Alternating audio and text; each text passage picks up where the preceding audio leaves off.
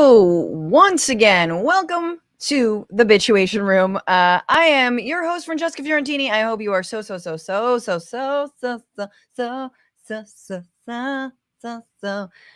hope you're so. All right, I'm done.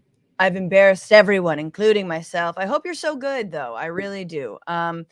We have quite a show today. QAnon. Yeah, still a thing somehow, even though nothing has borne out, including the $5,000 cupboards for sale on Wayfair that had children inside of them. What happened to that? I bought a few, no kids. So I had to have my own. It was a whole thing. Anyway, a writer, author of a book out, new book out called "The Trust the Plan: The Rise of QAnon and the Conspiracy that Unhinged America." Will Sommer is going to be on the program a little bit later, but first, Gianmarco Soresi is on. He is a comedian, and he's been on the show before, and he will be on to discuss banning TikTok. Are we for it? Are we against it? What's going on? And of course, the latest, although I haven't checked the news in the last hour, so you never know, but mass shooting at an elementary school in Nashville, Tennessee, and all of the fallout BS, which somehow rivals Uvalde. Like it's not. It's there on the level of hypocrisy. Let's just put it that way. Maybe not there on the level of police inaction, but hey, what else? I mean, it's if it's not terrible in one way, it's terrible in the other, including the fact there are 6 dead people, including 3 children now. So we'll get into all that and everything. But in the meantime, guys, if you're here, press that like button, share that share button, print it out and just like slip it to somebody on the street. And also, if you're here and listening as a podcast, remember to give this podcast 5 stars. This is a small but mighty podcast, a labor of love, truly, and your review helps people find it. So do that right now. Also, this is not the only show that's part of the Bitchuation Room universe. In fact, there is a Friday bonus show that is available for everyone who wants to watch live, 1 p.m. Pacific, 4 p.m. Eastern, again, same time on Fridays. It's a little more fun. We do some lighthearted stuff, some weird stuff. We talked about Peter Thiel's lover dying mysteriously. That was an interesting rabbit hole.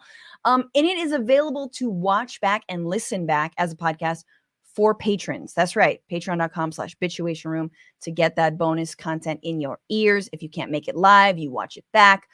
It'll be live as a video on the Patreon website. So that's how it works. And if you want to become a YouTube member instead of becoming a patron, that's fine with me. You can also join the YouTube membership here on YouTube or a Twitch membership and also watch that stuff back at your leisure. That's right. But for now, what else? Oh, there's so many perks, guys. There's just so many reasons to become a patron. Number 1, I need money. Number 2, you're supporting this show.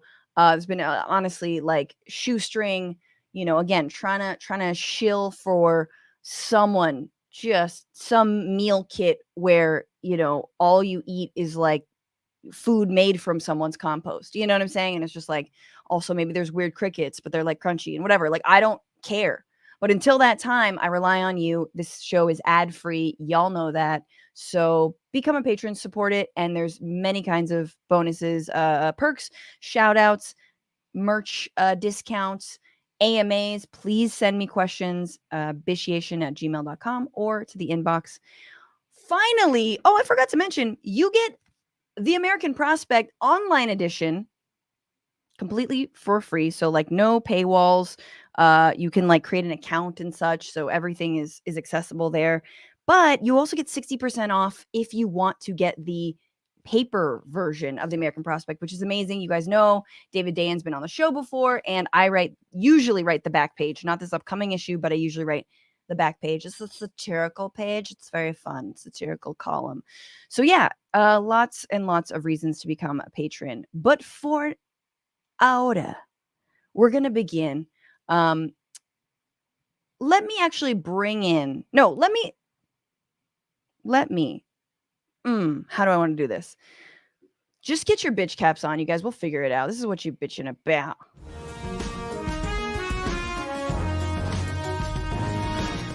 And joining me for What Are You Bitching About? Stand-up comedian, actor who you've seen on The Late Late Show with James Corden, Comedy Central, or heard his podcast, The Downside, with Gianmarco Soresi. Gianmarco Soresi. Hello. How are you? So good. Wow, that was a very Joker-like entrance. Yeah, I'm a very Joker-like person. Did you change your personality since you last came on? No, I'm just revealing it a little bit more. That's now all. We get to the real Gianmarco. It's like dating. Like the first date, I'm nice. Totally. And second date, you're like, oh no. Which is ironic because the first date, if we're going by dates, we were in your hotel room in Las Vegas. Yes. So I feel like you kind of move fast is what I'm trying to say. Yeah, that was a tough week. Vegas is a tough place to be. I think what I complained about that time was that place I had to pay extra. You know how they're like free Wi-Fi and then faster Wi-Fi, and I was livid. I'm still livid about it. Well, beyond that, Gianmarco, today, what are you bitching about? Okay, now listen. You might not. This is not going to be popular. I've been floating it around town, and no one agrees with me on this. Yeah. People do not agree with me on this. So I take a lot of workout classes. I'm a class boy, and there's usually for a lot of the classes a majority women. I take a lot of spin. I do Soul Cycle. Boy. I do Soul Cycle. A lot of women, and that's great. That's fine. Here's my thing. Mm-hmm. If you are a class that is designed for sweat and to get hot and sweaty, I think shirts should be allowed to come off for everybody. Free the nipple for everybody. Because as a guy, I sweat a great deal. Mm-hmm. And if I have to keep it on, it's a lot. And I don't own any sports bras. I think it would be more of a statement. I can't casually wear a sports bra without, answering some questions or like cut all my shirts up to here. But that's what everyone else gets to do. And I'm sweating and I'm drenched and they say no nipples in class. And I think that's backwards thinking. I think everyone should be allowed to do what they want from the waist up. Interesting. So wait, could you get away with pasties? Like, could we just do a little tapey tape? Or is that I'm thinking about it because what happened is it's very confusing. In yoga, it's pretty universal. In yoga, people take their shirts off. No one complains. Men can take their shirts off completely. Women, it's a different thing. It depends on, your level of comfort. Of course, it's up to you. You don't have to. Now, listen, I'm not getting behind that. Don't get me wrong. I'm not saying the yogi says, guys, you're not take doing off everyone. Like, everyone should take off their shirts. That's part of it. No, of course. Though I have done naked yoga before. It was very specifically billed as that. And you don't notice because the yoga's too tough to notice. You're all in downward dog at the same time. You know what I mean? Yeah, so but when your face is in someone's nutsack, like I feel like I might notice. It wasn't that packed. I think for naked yoga, you definitely need space. That's a requirement. For sure. And blindfolds. But anyway, okay. So yeah. So the point is so they don't allow even men to take off their shirts. No. So, but it's not quite clear. So, at some point I said, okay, I'm sweaty. I took it off. And the teacher said to the class, quote unquote, guys, remember you have to keep your shirts on. So then I had to get off my bike, pick up the sweaty shirt, put it back on. It felt so awful. Humiliation.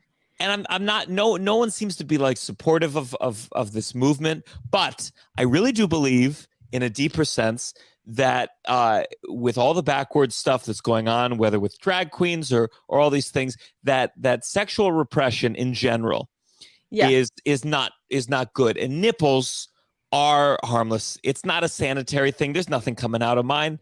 And I just think the option should be there if the goal of class is to sweat. Yes. That's my opinion. I like that. I like it. This is a little controversial because definitely I do yoga, not anymore with anybody because I don't know. I can't. I'm fine from home, but sure. I was always jealous of guys who could just take their shirts off. And I'm not going to take my shirt off because you don't want, boobies flapping around. It's just not conducive definitely not conducive to Soul Cycle. You just can't have like a flap, it'd be a mess. Situation. You'd be hitting people in the eyes. It'd be a right, mess. Right. I mean, not me so much, but yes, others at some point. But like, maybe now that I've had a kid, I could compete. But it's like it's a weird line because there's part of me that's like, no. If we all have to like suffer with our little shirts on, you have to suffer with your shirt on as well. Like that's a little bit how I feel, which I know is fucked.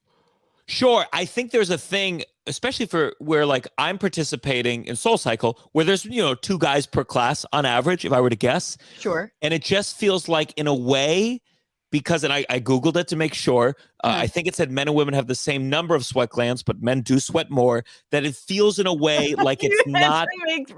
You did some gender science around this? I made sure that I'm not spreading misinformation. And I just feel like in a way, it feels like it's not welcoming to me. I'm not saying we need to prioritize men being accepted into spaces right now, but it feels unwelcoming to me. And I think it's I just feel stuck because listen, yeah, I could try the pasties. I could try the pasties and make a scene and everyone feel like what's going on. I could take this tank top I'm wearing right now and cut it right so it just barely covered my nips and see if that played. You slowly get a smaller and smaller and smaller and smaller tank top. So everyone's like, what is that? But you just cut a little bit of it next to the class. So just kind of underneath the nips. Sure. And maybe I will. But I ultimately think people should have the option when it's not a sanitary thing. It's just nipples. The preciousness around nipples is insane and it needs to be broken down. You want to keep something on because they're bouncing everywhere? Sure. That's up to you. If you want to take them off, fine. I don't think it's, you know what I think it is? I feel like last point on this. I've been sweated on or sweat on by like a dude in hot yoga with no shirt on. And I'm just like, no. Okay, but in Soul Cycle, that sweat's gonna hit your neighbor. Sure, but look, good luck. The women, they're doing these moves with the head to the beat, and this hair, it's flinging sweat everywhere. If sweat's a problem, hot yoga and Soul Cycle, these are tough. These are tough things to do. You're not built for this. I like that. I like what a petty bitch that is. It's very good. Mine's maybe petty. I talked about this on the bonus bish on Friday if you want to hear more of my take on this. But this Saturday, I believe April 1st, right? Is that Saturday? Yeah. No more blue check marks. No more verified check marks for anyone who isn't like a crypto fascist. So if you had a legacy blue check, Elon's taking it away. If you're like a journalist or if you're a celebrity or if you're kind of little from column A, column B, but mostly just an online B-list, influencer like myself, you get all that's taken away. And I'm like, fucking take it from my warm, alive hands. Like, I don't give a shit. I don't care. I hate your whole platform now. Now we know anyone with a blue check mark is a literal mark, like they're idiots. But then it's just a mark of like who, bought into Cybertruck with way too much money and feels like, black people and white people should live in separate communities. You know what I mean? Like you just like, that person. So yeah, I don't care. No one's paying for this. And yes, I do click through and see if you've paid for it. And yes, I definitely judge you. Now, here's the question. I think the only smart thing that he did was because he knows people feel this way, is now you're allowed to pay for the blue check mark, but hide it from your profile. And the question is, yes, I'm pretty sure that that's part of what you can do now. And in a way, then it prioritizes your tweets in whatever ways it goes on the FY for you page or whatever. And people won't know that you paid for it. And the question is, how many scabs are there amongst us cool liberal elites who actually did pay, who are paying? We'll see. If you still have a blue check mark in 2 weeks, fuck off. Gianmarco, you're never coming back on this show. No, I mean, the question is, without it, the problem is, I think, like, he just walked something back literally like 8 minutes before this. He said it used to be you have to pay to show up on the For You page. And now he just said, And if you follow the person, even if they're not paying, they'll show up. So he's always walking it back. You know, right. He's gotta make money somehow, and we'll see how it shakes out. It's a bummer because Twitter is my favorite app. That's the one I scroll through. You crushed on Twitter. The other thing I will say, and this is like a kudos to him. Everyone, I think it's probably because they know that I'm a woman and also, like, I'm not gonna fall for some Jordan Peterson BS. But my For You page kind of slaps. Like, I kind of like it. Really? Yeah, like it's a little bit better. Like, I'm seeing stuff that's like funnier and more interesting. Whereas like the following page, I follow a lot of like news accounts and like organizations, which is cool to follow organizations to like support them, but I don't necessarily always want to hear about like the very specific, you know, meeting or campaign win or like annual budget, whatever. Like, I don't like, there's a little bit more of that. Whereas like it's a little less fun is what I'm trying to say. And the trashiness of the For You thing is a little better. But that being said, I hate it. Like, go back to how it was. Yeah, mine's I'm the guy that they're like, come on, look at Jordan Peterson. He says you're the victim here. Look at this one. And I'm like, oh, no. Be strong. Toads. All right. They're like, come on, take off your shirt. Do it. What are you, a beta male? Yeah, I don't know how Jordan Peterson would react to that one. I think he'd be stuck. He'd probably be like, no, you should wear a suit. You should wear a suit to Soul Cycle. He would not be into me doing Soul Cycle to begin with. When you sweat next to someone. Hey, that's really good. Yeah, I don't know. There's a little bit. It's there's way too much also enunciation. I don't know. Are you like a good impressionist? That was I mean, unless you've been working on it a lot. No, that's really good. Thank you. Yeah. No, I'm not. Wow, I'm blushing. Okay, let's keep going. We've got to talk about. Let's see more far right people. Let's see Alex Jones. Let's see your Alex Jones impression. No, I can't get that low. It's too hard. It's like way too. I can't. And it's like there's a lot of smoking. I can't. I got to stop. Okay, who's next? Tommy Lahren. All right, we gotta go. Let's do this. Let's talk about the week. I'm skipping the roundup, of course, because I'm busy. But it will be coming back, and we are doing a final segment: 2 news and a lie. So you decide, Gianmarco and audience, which of these stories is fake and which of them are real. So that's very exciting for our final segment. But let's get into it, guys. This is the week where.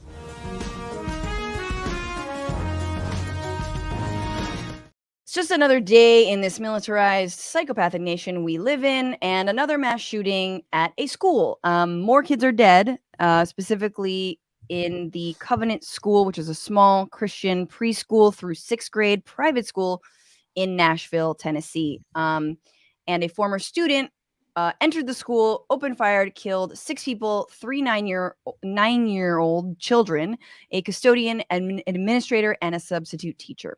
And then they were shot by police. The shooter was Audrey Hale, who may or may not have recently identified as male, which we'll get into, identified as he, him. And that is very important to note, given the backlash. But so a little bit, if you haven't been following about what happened, turns out the guns that they used were seemingly legally obtained. This is according to I believe the police chief. Hale arrived in the school armed with an AR-style rifle, an AR-style pistol, and a handgun, and used the guns to shoot through a locked side entrance, Drake said. 2 of the guns were obtained legally and locally here. Yeah, watch The Most Dangerous One wasn't. I think TBD on that. Now, what about Hale? More about them. A source close to the Hale family told the Daily Beast on Monday that Hale was autistic, but high functioning, and relatively recently announced that she was trans, identifying as he, him, the source said, asking to remain unnamed so as to avoid family strife. Now, the reason I bring this up is not because I think it is at all important, but of course, the right is freaking out about it, and they are using it as another opportunity to go after the trans community, of course, with Marjorie Taylor Greene tweeting how much hormones like testosterone and medications for mental illness was the transgender Nashville shooter taking. Everyone can stop blaming guns now. You fucking cunt. Like, which I love, because it's like, what's interesting about that is, if you say it's all men, right? because it's 99% of the shooters are, cis men. You say it's all men and you do something like I would do, which is like blame, like this, just the aggro, whatever. Now she's like blaming, she's like going after testosterone. So it can't be men because she's going after testosterone here. It can't be mental illness because she's going after people who get treated for mental illness. So how much meds? Okay, so it's not mental illness.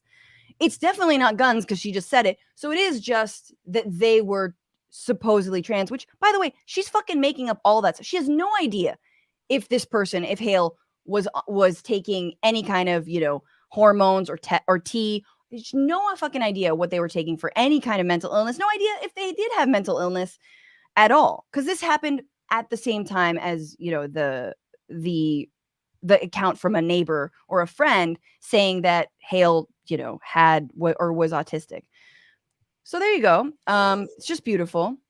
Yeah, I just think it's tough because I feel like to engage with it is to take the bait. I really do feel like I doubt Marjorie really believes much of anything anymore. It's all strategic decisions. But for any certainly myself as I see white men doing the same thing, saying, oh, it's a transgender thing. And for any white man to possibly try to pass the buck when it comes to shootings, it's offensive. It's awful. I mean, you just have to look at the numbers. And Elon Musk, so someone posted, 4 shootings in the last 4 years that were potentially committed by a transgender person. He retweeted it, right? He added his cute little exclamation point, his little innocent, interesting exclamation point, not taking account of the fact that how many shootings have been in the last 4 years, how many of them were committed by cis white men. It just sucks. Yeah. It sucks, and it sucks because it's one of those things where such a tragedy happened, and the main thing you need to focus on is the victims and how to stop this. And then they're using it these Republicans are using it to shift the blame and not focus on the issue, and it just sucks. I mean, we're not terrible. equipped to deal with it in a good way with our media landscape and our social media landscape. But it's disgusting, and I don't think Marjorie should be. I don't think she should be able to have a meal without someone spitting in it. I really do think so. No, it's so disgusting to pile on like this, and of course, it reminds me of the Pulse nightclub shooting where the shooter was Muslim, potentially in the closet. And they were like, it's not ISIS, but we can blame Islam, and they're constantly blaming the identity of the shooter, unless the shooter is a cis white Christian boy who just needed a Burger King. That's all he needed after he shot up a black church. Like, this is, it's so funny though, because it's like, you kind of feel in this tweet from Marjorie, and this is what I said online, that like, is she mad that the mass shooter might have been trans? Does that mean that she's mad that like mass shootings are going woke? Like, is she pining for the days, when, oh my God, what happened to our wholesome white murderers? Now they're even, the trans are doing mass shootings. They're killing us. Obviously, that is a joke. Of course, she just knows that if she just keeps saying it enough times, people will start associating the two things together, and it's a plague. It's a plague, and I feel really hopeless in terms of the spreading of just the ability to just say something again and again and still being allowed to be present in polite society. That's totally the part that upsets me. I really like, if she's doing a TV interview outside, people should be screaming "fuck you." Like it should. It's hard. There's nothing funny about it. It's just toxic. It's poison, and it's constant. Yes, it's not going anywhere at all. Yes, and so that's the anti-trans angle somehow of this. But of course, we know the real angle is that this is the representative of that district where the Covenant School is. This is a photo, if you're listening, of Representative Andy Ogles and his Christmas card from last year, which features him and his wife and his 3 kids, all except for the littlest one with automatic weapons. just posing in front of a Christmas tree in their fucking wasp ass home. And like, what? Like, I look at this photo and I'm like, you know what? You know, the love it or leave it saying, I think I'm gone. Like deuces, just straight deuces on this fucking. I got to wonder country. about that little boy, though. I wonder if they said, hey, come on, we need you to hold the gun. And he said, no, I want to hold the Santa picture. Like this poor little boy just wants to have a good Christmas. Totally. And, you know, unless there's something in that fucking, he pulls there out definitely a pistol. is. It's one of those hollowed out C4. books. Mm-hmm. I mean, they should be embarrassed. It's so lame. It's so goddamn lame. It's so fucking lame. Yeah. So there's the representative. Now here's another Tennessee rep, Tim Burchett, who, let's just look at him and what he said in the wake of this mass shooting, the wake of 3 9-year-olds who were murdered and their families. I mean, like, I don't have any more tears to shed. I'm so fucking gutted over this. This is what this guy has to say, not of the district, but of Tennessee. This is Representative, again, Tim Burchett being asked what can be done.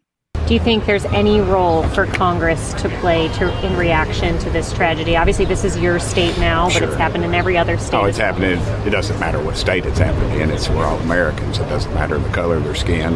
They all bleed red. They're bleeding a lot.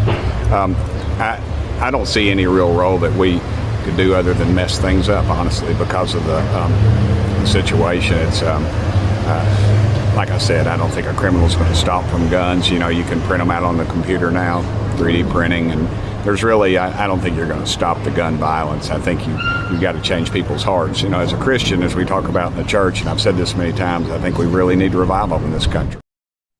Yep. That's a problem, Gianmarco. As a Christian, we need revival. This is like a doctor before the surgery, before like they're going to cut you open, was like, yeah, I don't think there's anything we can do. All right, let's go into surgery. And you go, oh, then you shouldn't be the doctor anymore. Listen, I can relate to a nihilistic attitude, believe you me, but that's why I'm not in office. Then you have to give the job to someone else, because the job is to do something. The job is to govern. So if you are of the belief that there's nothing for the job to do, then you need a new job. Then you just need a new job. That's it. Absolutely. And then here's what he was told, or here's what he said when he was asked, what should, families do who send their kids to school every day? What should be done to protect people like your little girl from being safe at school? Well, we homeschool her, but that's our decision. Some people don't have that option, and frankly, some people don't need to do it. I mean, they don't have to. It just suited our needs much better. It suited our needs of indoctrinating our kid. Anyway, we keep her in a cage. Everything's fine. So he homeschools his own kid, maybe in part because of the amount of mass shootings that are happening in schools, which, by the way, this was a small 200 people, 200 students, tiny school, private school, which usually are largely not untouched, but it's a very small percentage of the number of mass shootings within schools. I can't believe that's even a stat that I'm having to say. Of course. I doubt he's doing it just because of the shootings. I'm sure it's so he can teach his children how the Civil War, there are problems on both sides. That's why he's doing the homeschooling. But once again, if you are not participating in the thing you've been put in charge of, schools, then you got to go.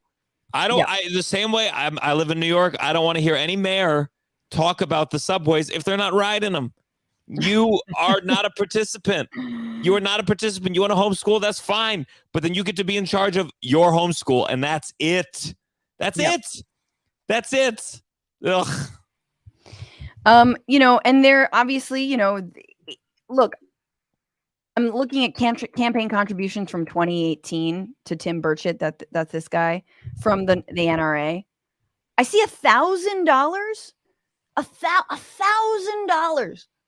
Like, maybe there's some stuff I'm not seeing. Maybe it's been funneled through other super PACs and dark money groups. Sure. It's gotta be, because for a fucking $1,000, you get that crass, cynical piece of shit asshole there to say there's nothing you can do. We need revival, you psycho Christian fuck. I'm sorry. I mean, it takes a lot of money to run your own school at home. You know, maybe that Yeah, $1,000 true. is really coming in handy. And finally, of course, and Gianmarco, I know you talk about this a little bit in stand-up, but hey, Tim Burchett really, he does think the government has a role to play in certain issues, specifically when it comes to drag shows in the state of Tennessee. Then, dude is fired up. A grown man dressed up like a woman should not be rubbing his crotch in front of a little child. That is ridiculous. Good on Governor Bill Lee and our Tennessee legislature. The law goes into effect on July 1st. And dadgummit, we don't put up with that crap in Tennessee, and we shouldn't. And the rest of the country should follow suit. There we go. Dadgummit. That's my favorite part of that. I think most drag queens I've seen have just been lip syncing to "It's Raining Men" as opposed to rubbing their crotch on stage. But it's again, this is like the repetition thing where they just keep saying this thing and people start, because I've been shocked. The reason I talk about it on stage is I feel shocked by liberalish people, at least in the grand scheme of America, and they go like, yeah, but I also think like they shouldn't have kids at drag, and I'm like, shut up, you're taking the bait. You've never said, oh, I don't think priests should be allowed near children alone, when statistically and numerically and everything that is a problem. The Boy Scouts were sued for an insane number, but you never hear anyone say, well, I don't think the Boy Scout, blah, blah, blah. But people vaguely saw one image where they thought, that's a lot with a kid there. And they've decided to shape an entire ideology around this one thing, failing to put anything into perspective or question what the context was of anything when they have hard data in front of them. Yes. Like, okay, you're right. Someone rubbing their crotch in front of a child on a stage in this theoretical thing, that's not good. But you want to talk real? Talk about fucking priests that were raping children, to be blunt. Boy Scouts who were molesting children. These are real things. And you never hear these fuckers talk about it. Nope. You never hear them talk about it.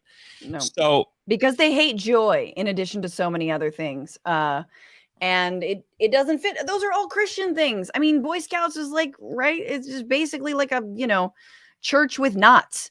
And like, anyway, so in terms of the drag ban, it's a perfect example because, first of all, there's a drag ban proposed in many states. Tennessee is the first state to enact it. It bans drag shows from public property and anywhere there might be children. So I know what you're thinking. Well, there could be places, but you could know, because you could call the cops on a drag show and claim that they're subjecting children who aren't there to their crotches, and that would be a felony. Right. And to say nothing of like putting a target on people's backs and, drag queens' backs. But of course, this is obviously why, like, also at the same time, the governor of Tennessee was seen in a 1977 photo of himself, like in drag in a yearbook.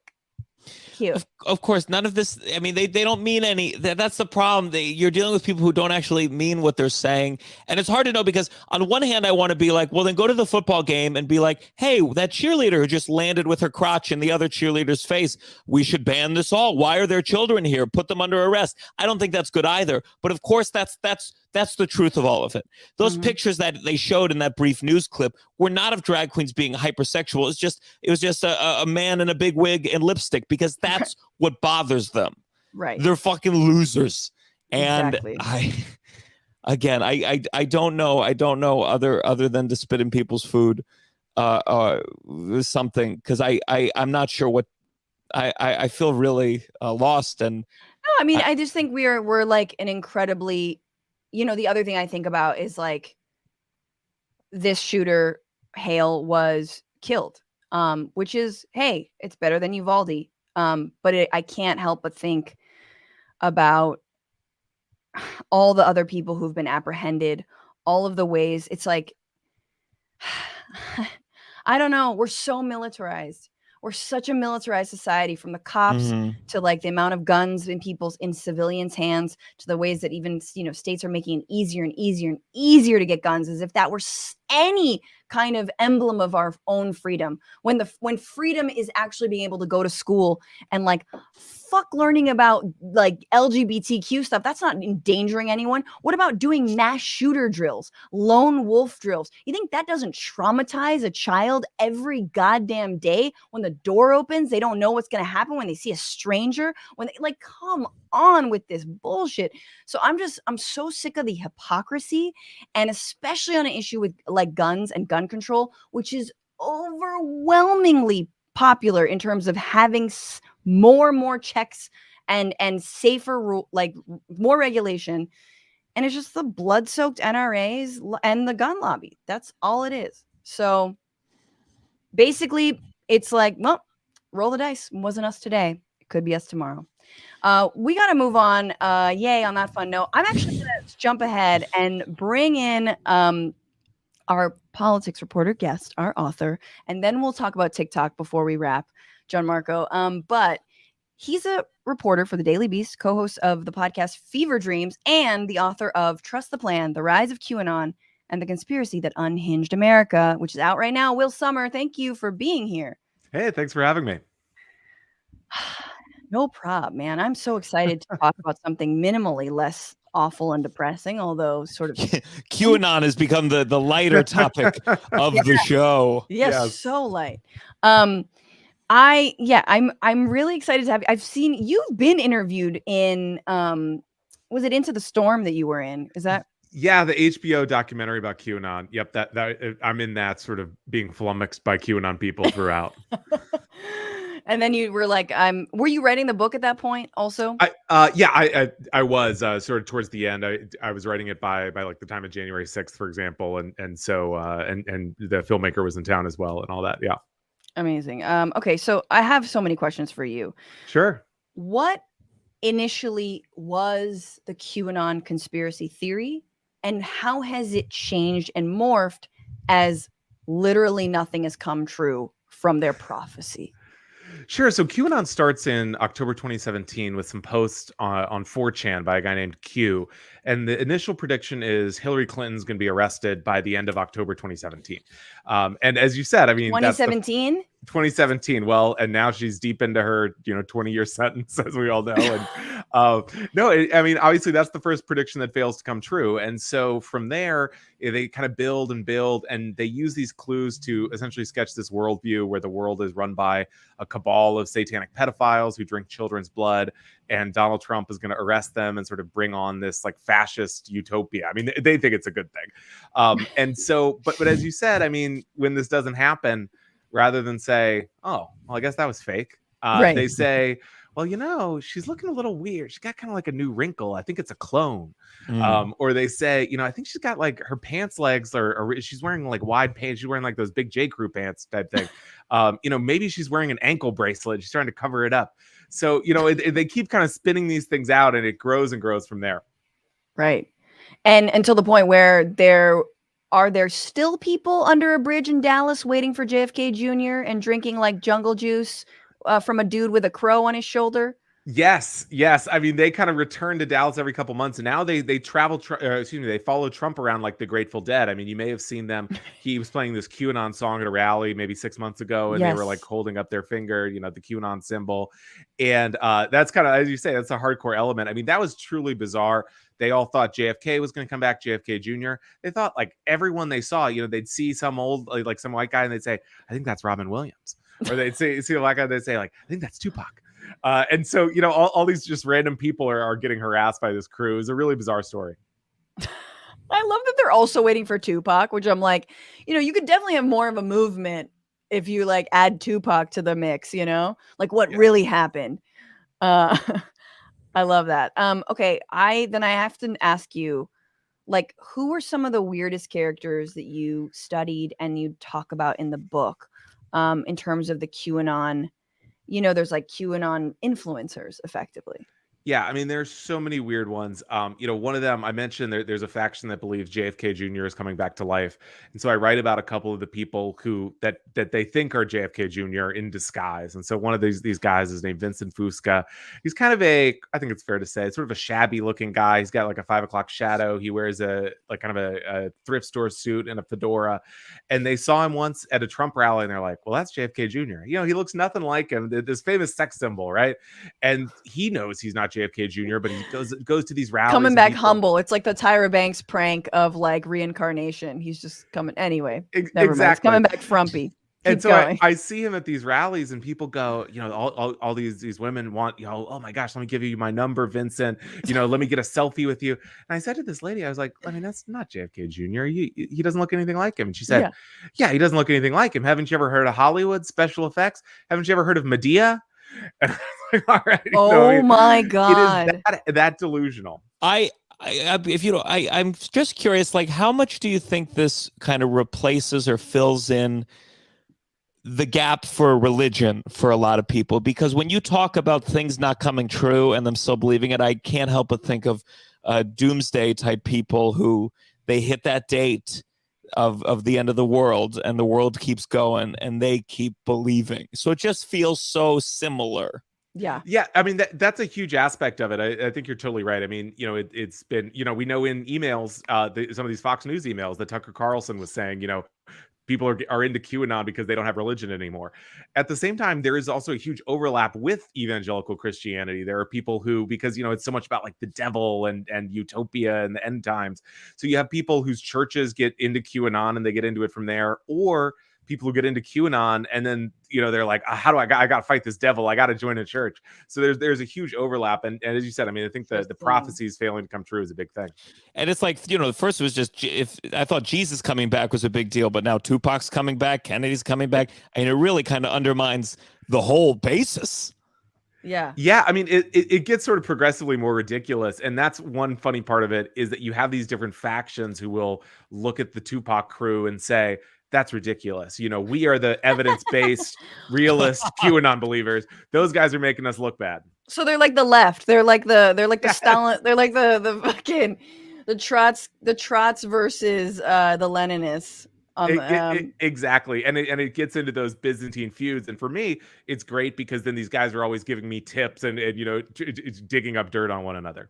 That's so funny. That's so great. It's such you're like, no, I totally believe you. You are I mean, you can't, like, here's how do you do this as a reporter?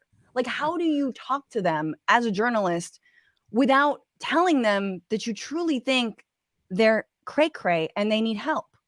I mean, it is a lot of saying, well, that's interesting, or I never thought of it that way. I recently interviewed the woman who came up with the whole idea that Dominion stole the election. And, she emailed Fox and said, Scalia was killed in a most dangerous game style human hunting expedition, all this stuff. And so I asked her, I said, well, where'd you get that this makes idea? sense because homie could not run far, but keep going. Yeah. Like it wouldn't be a very sporting match, I would imagine. Yeah. Right. And so I said, where'd you get this? And I thought she was going to say the internet or something, but she was like, well, I hear clues in songs, or I overhear conversations at the grocery store. They're filled with codes. Oh, and it's just saying, and I said, that seems a little unusual. And she said, well, do you believe in telepathy? It sort of went down from there. And so, these conversations, there's a lot of just saying, oh, okay. That must have been hard. Mm-hmm. Just like a therapist. I did want to ask you, because I get actually obviously pretty upset when you see these stories of, QAnon believer murders both his kids, usually a man. I think this has happened multiple times. I believe one of them, they were like toddlers and one was like an infant. Yeah. And it's I mean, yeah. Chilling. I was just going to say it's chilling. And yet I don't see that much coverage because it is, oh, well, that's a QAnon person. It somehow feels like if we discuss it, it makes it real and it's not a real thing. But no, it is real because literally their kids are being targeted by their psycho dads. Yeah, I mean, that's one of the points I was trying to make in the book, is that this is a real thing. And I think it's easier for people to say, it's like a weird internet thing. I don't need to worry about that. Or it can seem kind of too complex to try to understand if you're just a politically interested person. But, I try to sort of give people the basics of what you need to know. And I started writing on it more once I saw QAnon believers committing crimes. And I thought, okay, at this point, I have to trust the audience to understand what's going on here. And as you said, I mean, we keep seeing these murders. A QAnon guy murdered the head of a mafia family. The Colombo crime family, I believe, or the Gambino. What? He just rolled up and popped him, and he was like, I'm taking you to Q's tribunal. Boom. And you have this, as you said, there was a guy who murdered his wife, shot his daughter, another guy who was charged with murdering his 2 toddler age kids. Yes. And doing it for QAnon, multiple other murders. And then, of course, January 6th, where all of these people, we know Ashley Babbitt, among others, was saying, I'm going to bring about this kind of QAnon utopia. So, yeah, I mean, it really is. I think it's underestimated. I think it's a force for crime and sort of just for general lunacy in the country. Yeah, it started with Pizzagate. Man coming with armed into the pizza shop. I'm forgetting the name of it. Doesn't it feel impossible? Because unlike, let's say, if you're a supporter of a politician, that's the leader, they're the one making the decisions. It feels like it's kind of random or impossible to predict what post gets traction and taken seriously, who's claiming to be Q now. It feels like it's impossible to really predict where the information is really coming from, because it's a mix of people following posts versus someone listening to someone in the grocery store line versus telepathy.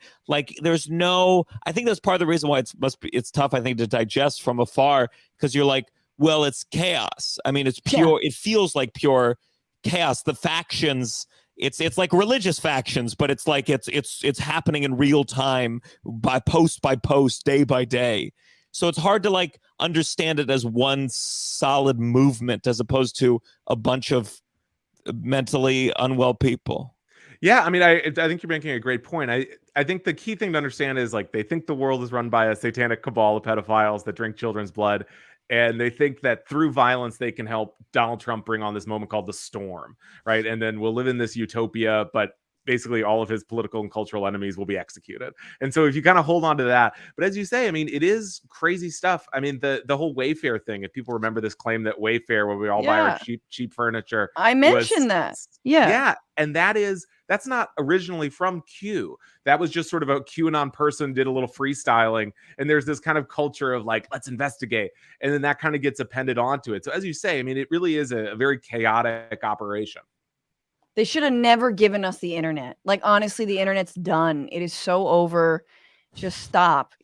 We take it all Thanks down. for watching this show on the internet right now. We Absolutely. appreciate your No. viewership. Look, I will. We don't have to do this live. We don't. It'll be a podcast. I guess that's the internet. Put out Damn tapes, yeah. We'll gather around. Just meet me under a bridge in Dallas. It'll be chill. I did want to ask, Will, did you feel like there was a type of person who generally falls for this? And then I guess related to that, did you talk to family members? Did you talk to people who really tried to get through to their fam who had fallen down the rabbit hole? It's interesting. I mean, there is a type. Initially, it was a lot of people we might think of as Trump rally goers, older, whiter, evangelical Christian. But really, especially during the pandemic, it broadened out, and we started seeing a lot more people of color, younger people, more women, just because everyone had a lot more time on their hands, and there really was a sort of chaotic situation that everyone was looking for answers to. And of course, things like Jeffrey Epstein's mysterious death, all these things kind of bring in normal people into it. And so, I mean, often it's someone who is maybe involved in another, what they call sort of stigmatized knowledge, something that is already a little odd, but they're into Bitcoin, for example, or people into natural sort of wellness stuff. And so they've already seen this thing ridiculed and they like it. And so then they say, well, maybe this is real too. And they get into it through that. And so I talked to these family members, and it really is sort of an undercounted tragedy, I think, where, all of a sudden you have this family member who comes home and says you heard about QAnon? And they start unloading, and it often rips these families apart. I mean, I talked to a woman whose husband got addicted to coke because he had to stay up all night reading the clues. Yes. And he started having all these affairs with fellow QAnon believers. And, I mean, it really just destroyed their family. That's awful. Sounds like he's not even in it for the QAnon. He's in it for the coke and sex. I mean, it's funny you say that. With the no, I have to do this, babe. Yes, exactly. There's maybe some other attractive parts of this as well. Yeah. That's the best pitch I've ever heard for QAnon. All the coke and sex, man, which somehow actually don't go along that well together. Anyway, but I wanted to also ask the laundering of Q and the way that, yes, like 6 months ago, Trump had the QAnon anthem at his rally, and how more and more you're seeing Republicans sort of flirt with Q and then kind of back away when they get asked about it. But how did it get laundered, and like how high up has that reached, other than I guess the fucking White House itself? Yeah, I mean, it's fascinating. I think so much of the conspiratorial elements in the GOP, particularly after 2020, I don't think we would have without QAnon, or certainly as strongly. I mean, this idea that, there is this kind of mysterious force behind everything, and that everything, I mean, y'all were talking about the school shooting, all these things are false flags, Right. that sort of any news event is not what it seems. Look at Marjorie Taylor Greene, right, who is a really hardcore QAnon believer and is now one of the most powerful members of the House Republican caucus, raises a ton of money, is really deeply entrenched there. Donald Trump, I mean, he posts QAnon memes like all day on Truth Social. He posts pictures of himself wearing Q buttons and stuff. Jesus. And so, I mean, really, he's deeper into it than he's ever been before. And so I think in 2024, we're going to see potentially him get more into it, especially now that he's implying that Ron DeSantis is a pedophile, which of course would go right along with QAnon. Can you numbers wise, how many hundreds of thousands of people? Oh, millions easily. Yeah. If you look at the polls, and I try to take the most conservative estimates. And so when people are asked, do you believe in QAnon flat out, it's often 3 to 7% of the country, or of voters. Jesus So that's, Christ. and I mean, there was a New York Times story that said, look, I mean, you look at that and say, well, it's not a majority, I guess, but that's more than a lot of major religions in the United States. That's millions and millions of people. And when you say more broadly, do you believe there's a satanic pedophile cabal, et cetera, that's like 15, 20%. Fuck. 15, 20% of like voting age adults. Yeah.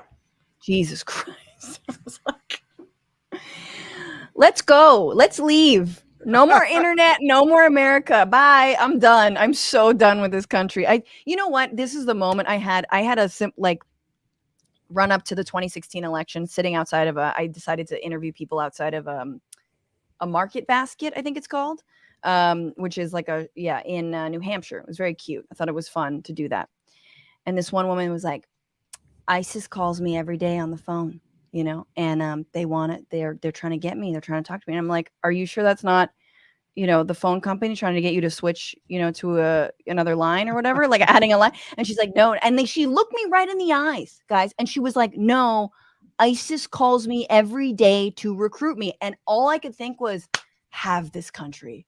Like, bitch, have it. You know what I mean? Like, I'm not going to fight you, psycho, for this. Like, how do we? So I guess that's my last question. And then if there's I other gotta tell you, thoughts. well, let me just say this, hearing that, I really got to stop prank calling people, telling them I'm recruiting them for ISIS, because it clearly is fracturing this You have country been a great deal. selected.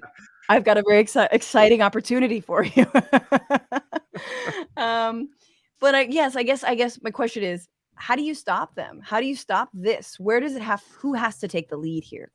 Yeah, I mean, I think on one aspect, the good news is that, I mean, we saw in the midterms that a lot of these, it could have gotten a little crazier, and instead the, Republicans won a lot fewer seats than were expected. I mean, there was a whole QAnon coalition put together by one of these JFK Jr. guys that was all the Republican nominees in battleground states to be secretaries of state. And so they would have controlled key elections in 2024. All of them lost. So, I mean, that's a bit of good news. I mean, overall, I think, unfortunately, this kind of QAnon, or this kind of conspiratorial thread under another name. As you mentioned, it used to be Pizzagate, and it sort of changed form. I mean, I think it'll be with us for decades. I think the answer really is, and this is a big ask, but often when I talk to these people, it's some real deep material issue that brought them into it. I mean, it's, they have like huge debts. They have a disease, an illness they can't cure. They don't have insurance for. All these sort of insane, personal, really deep issues. And instead of saying like, man, it's pretty messed up, we don't have health insurance in this country or whatever, they instead, are driven into this kind of cabal, or blaming, all these anti-Semitic visions and QAnon, all this stuff. And so I think just improving people's lives materially would help a lot. But, again, Republicans control half the country. So who knows when that'll happen.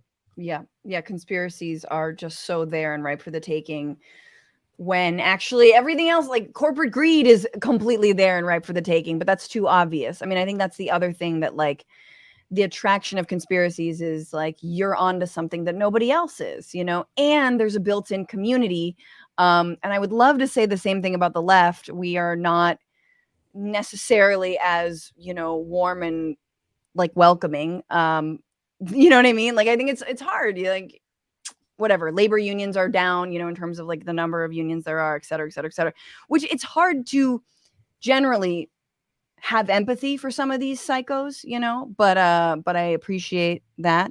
I guess my last question is about tech and like, how did, Facebook and other tech platforms cash in on the conspiracy theory, and what have they done about it since?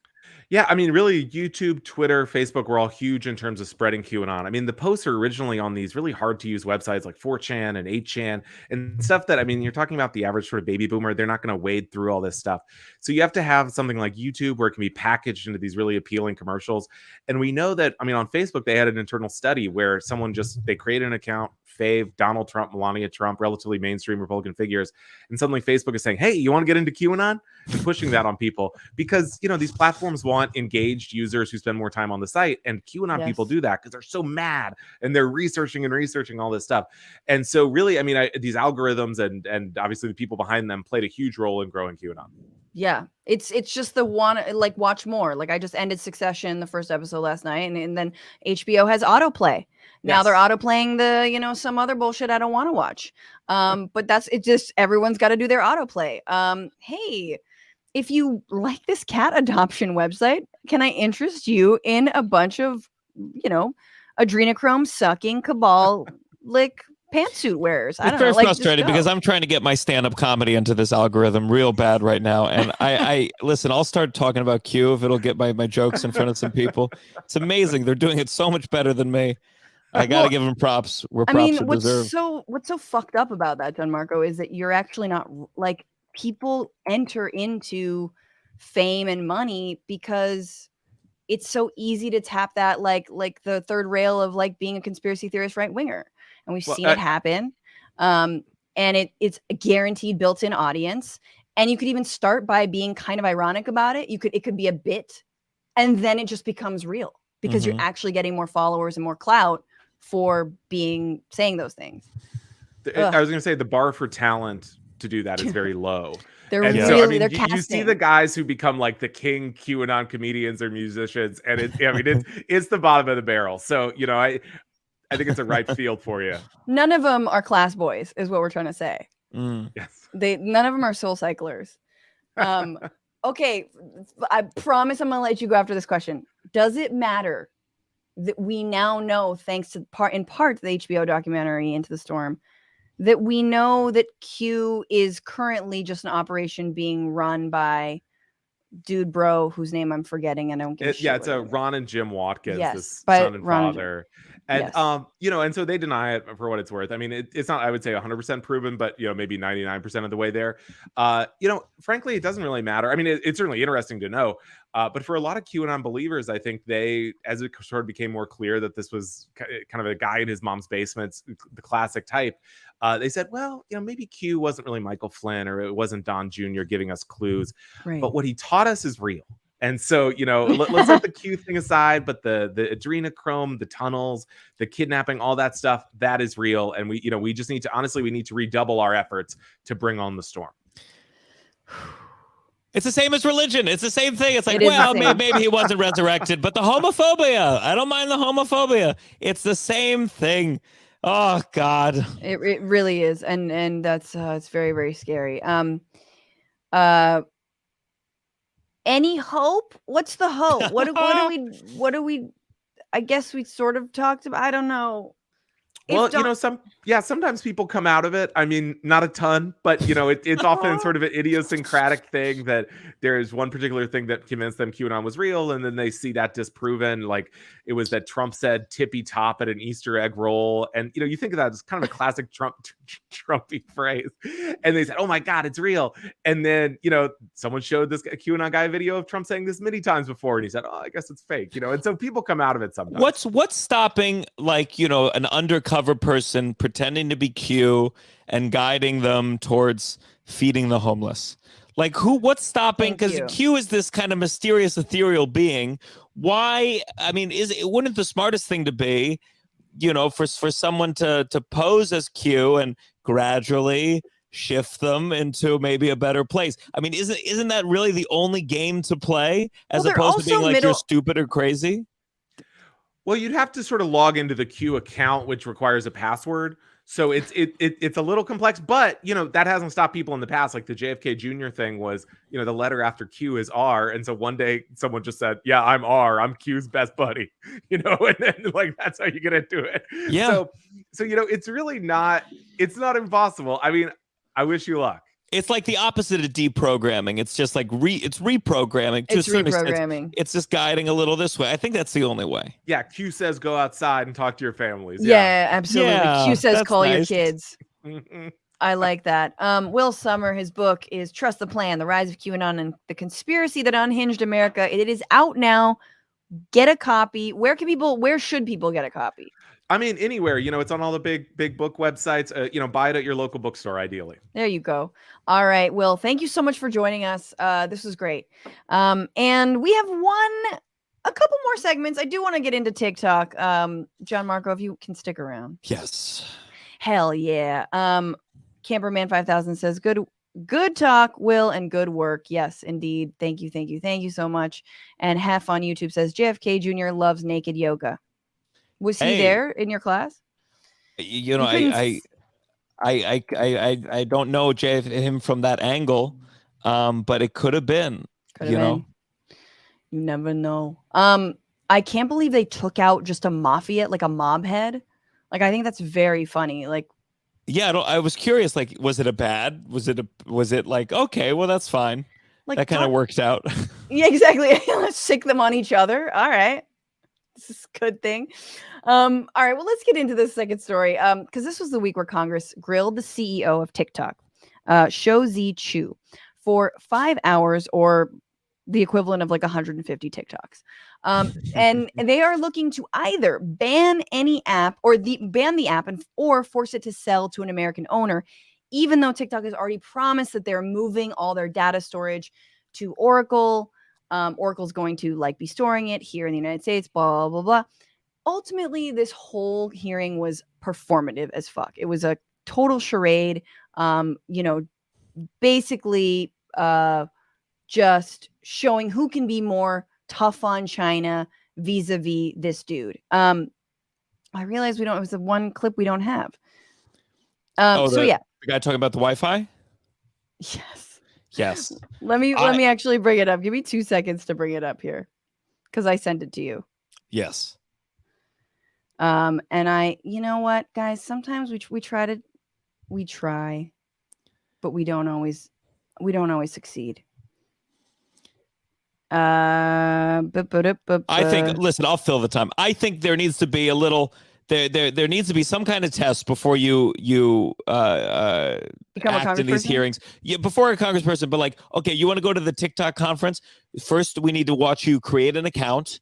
We need to see if you understand how to log into the Wi-Fi, double authenticate, whatever.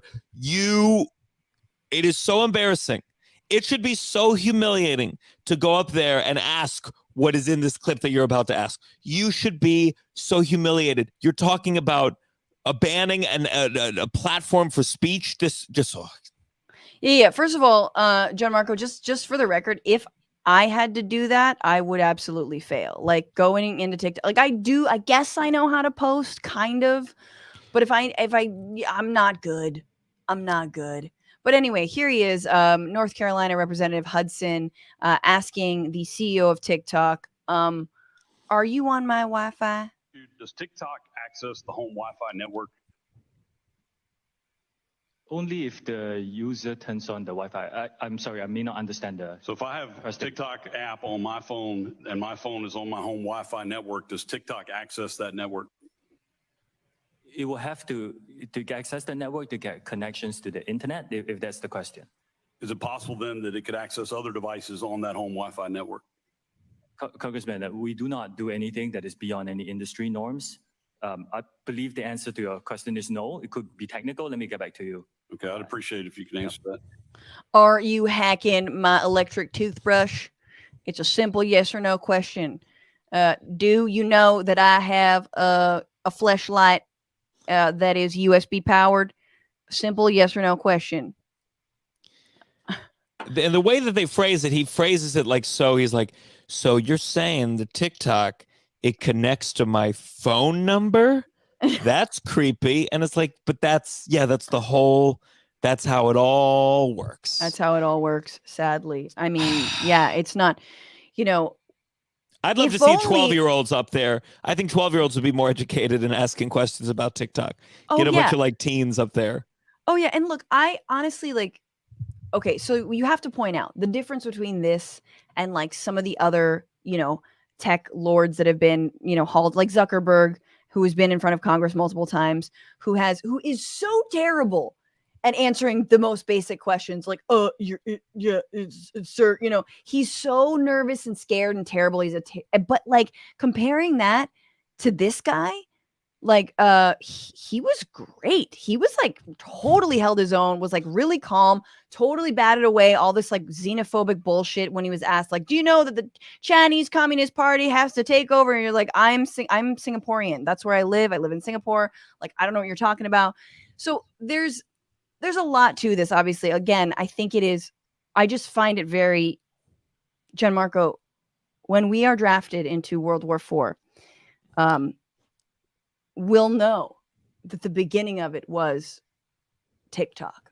That fucking all you wanted was a little life hack or a little milk crate challenge. All you wanted was a little NyQuil chicken, and here suddenly you are fighting on a battlefield for, for meta, for that's it's the problem with this whole thing is that there's a huge problems with TikTok. I have lots of problems with TikTok as a comedian. I find it overly censorious.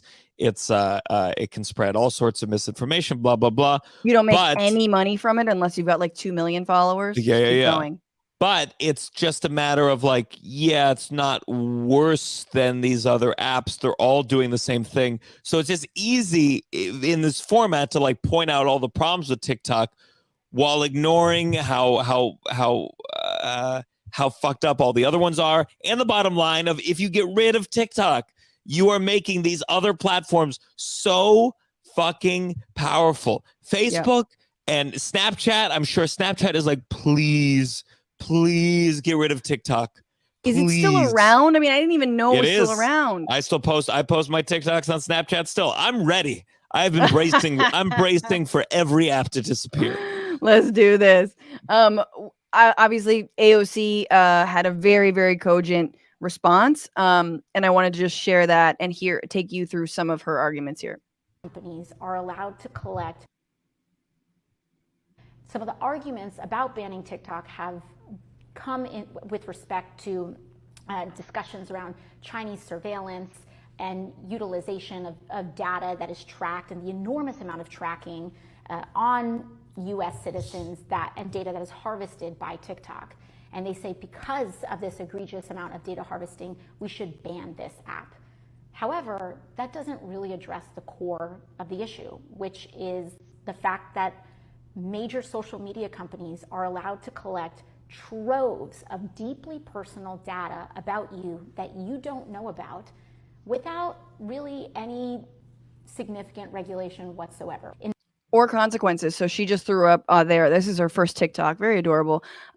Threw up a headline there talking about Facebook settling the Cambridge Analytica lawsuit for like $700 million, which really isn't a lot. But Cambridge Analytica and that whole thing was the reason I just stopped Facebook. Like, I didn't shut down my account. No, I'm a coward. But I completely left it. I was like, this is bullshit.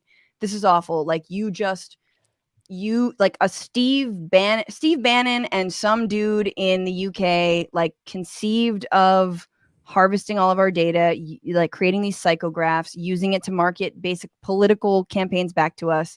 The shit is responsible for Brexit. The shit is responsible for Donald Trump. Like, fuck this. Fuck, this is terrible.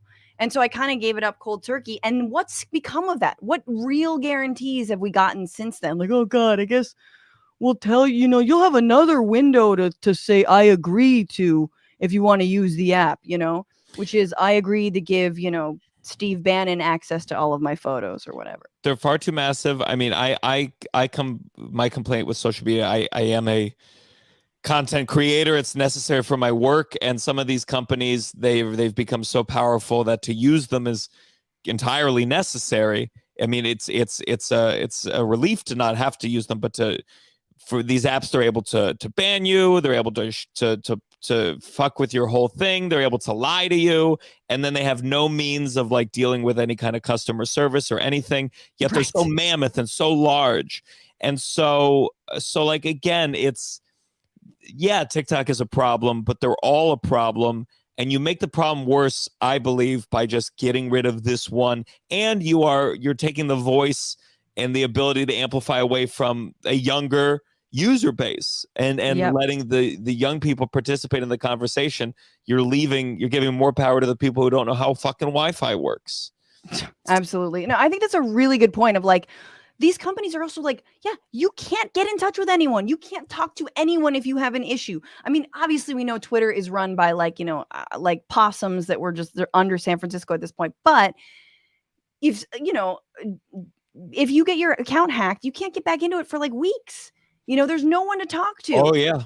I on Facebook personally, I posted a crowd work clip. I'm Jewish, but in the crowd work clip, I said the word Nazi as part of a joke. Taken and down. I got labeled as a domestic terrorist, and I cannot get views on things ever since. And Facebook's a huge arm for promotional tools, so it's like it has real life consequences to my business. Dude, talk to me. The Bitchuation room. You think I can do fucking anything on anywhere? And to say, obviously, I swear like a sailor, and the show's called The Bitchuation Room. There's no way. Mean, my podcast, The Cunt Hut, is really, it's just blocked everywhere. It's a nightmare. Can you have me on that show? Like, for real though. Sure. Anyway, it's all, again, it's all BS. I wish they would ask these hard questions of everyone. I wish we could actually break up big tech. It's just posturing. They're not going to do anything. I don't think Biden's going to break it up. I don't think they're going to force the sale of it, because they all kind of don't. I mean, at the end of the day, Gianmarco, don't you feel like you'd be happy if you were Zuckerberg, but also if they can do that to TikTok, they could maybe do that to you. And they might think of like, if no matter what the regulation is, no matter what the impetus, if it's xenophobic or not, if you're forcing big tech to do something that isn't just driven by the market and advertisers, I feel like that doesn't bode well for eventually what they fear, which is the breaking up of their conglomerates. It's not a bad point. I just don't know. I feel like TikTok gave them all such a big run for their money that they're just like, oh, it's a wounded. They're gazelles, and TikTok is the wounded one, and they're like, great, we will get away. Totally. Even though I might be next. No, that's true. I know now Instagram Reels have like their little like logo in the bottom, all rainbowy, like TikTok. Just thirsty as hell. Anyway, all right, let's move to our final segment, our fun segment, a little palate cleanser. Because I wasn't able to get to all of the stories, we didn't have a roundup this week. We're gonna play Two Truths and a Lie, but with headlines. This is Two News and a Lie.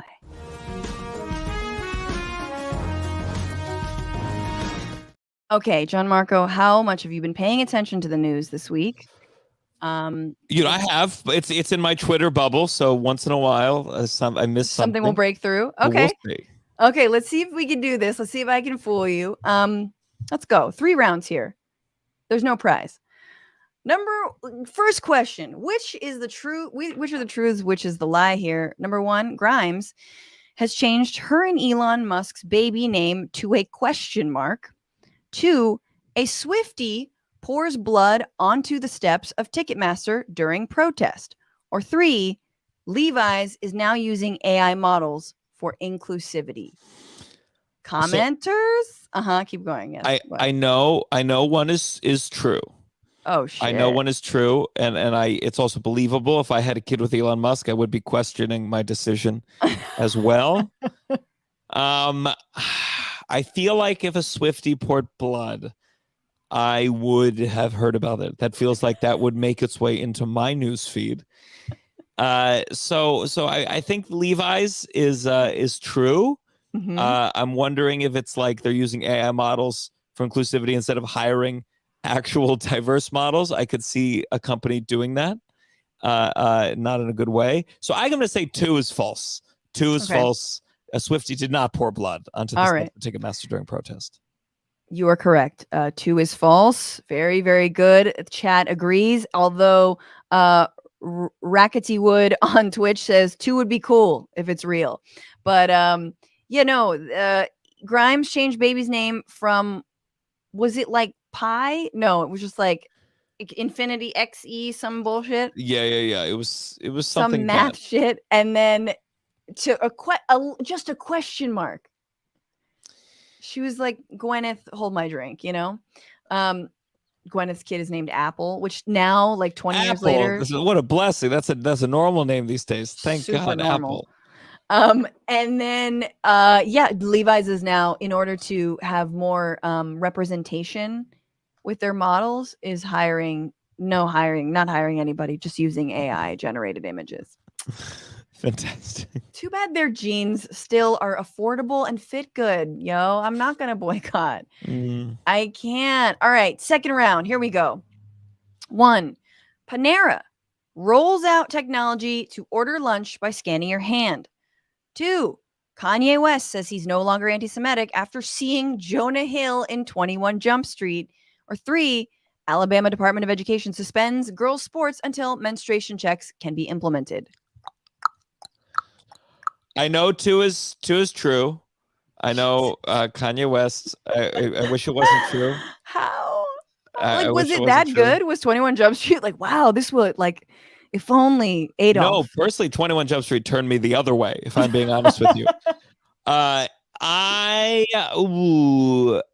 can't imagine Panera, that hasn't upgraded its menu since I was a child, suddenly is scanning your hand.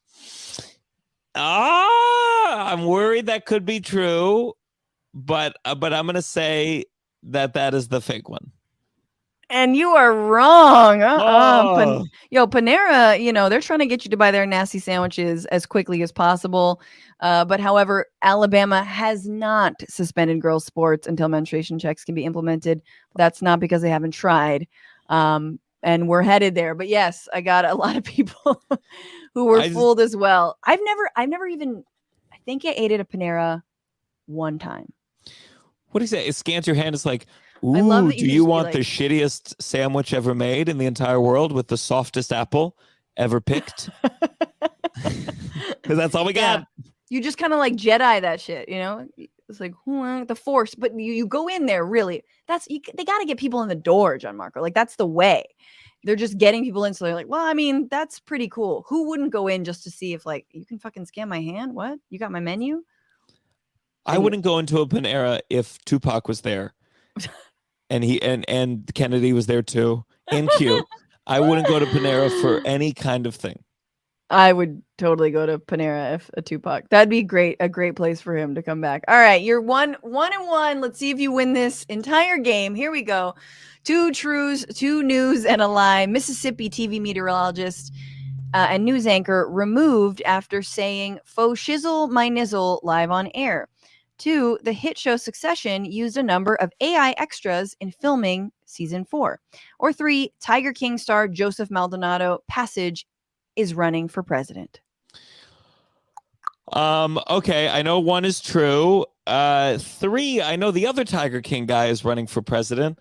I certainly wouldn't put it past someone else. There are 2 Tiger King guys?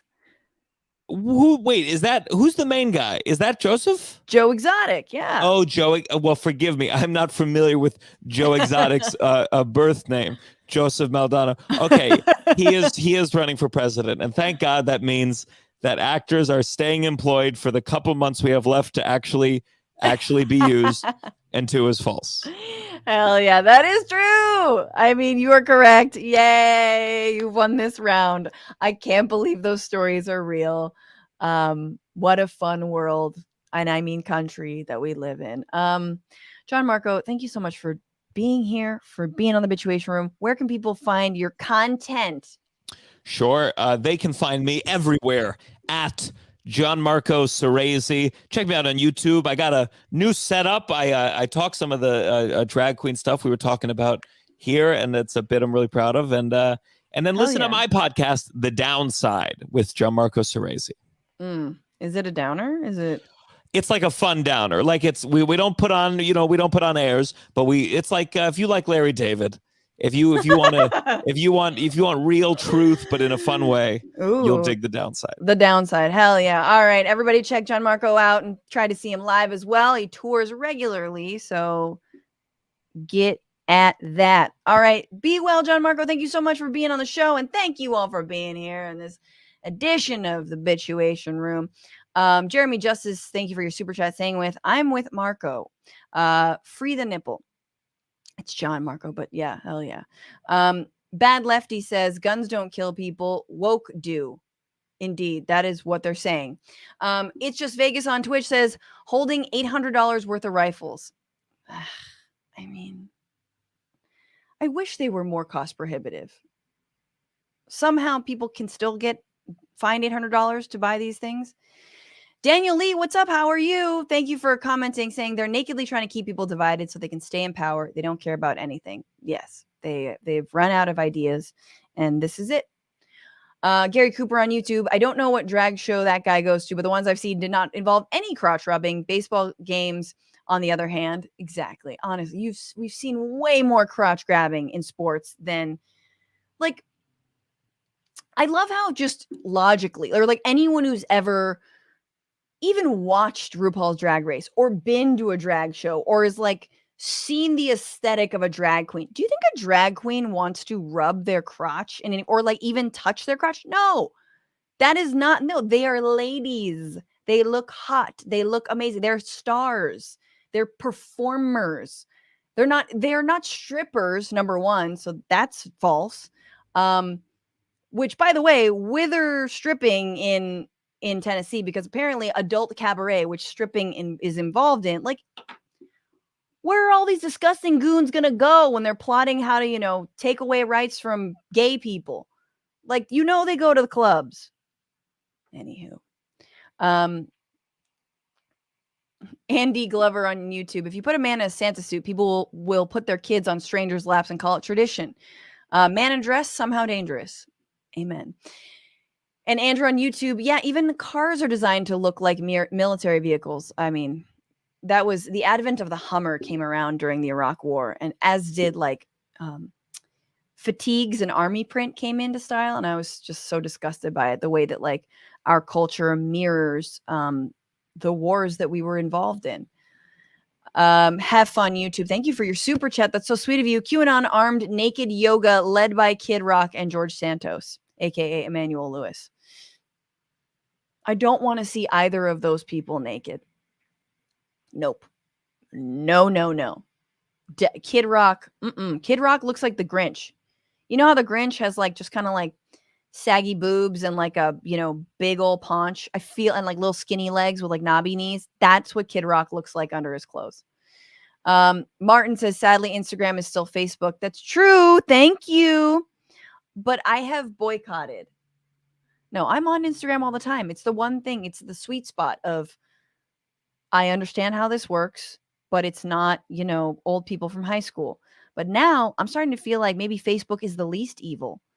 Or no, maybe TikTok is the least evil. Honestly, I thought Mr. Chu did a great job. I actually sign me up. You know what I'm saying? The problem is I get censored way too much because I swear, I talk about like hot button issues. I am all of the things. It's not safe. We need our own platform, guys. We need our own fucking platform. Riki the Gardening Dragon became a member. Hell yeah. And hey, Darren on YouTube just got a call from his doctor saying that he doesn't have cancer. Congratulations. I thank you for sharing that. And hell yeah, congrats, dude. I'm very, very happy for you. And with that, let's do the celebratory dance. Hang on. Celebratory dance to the fart song.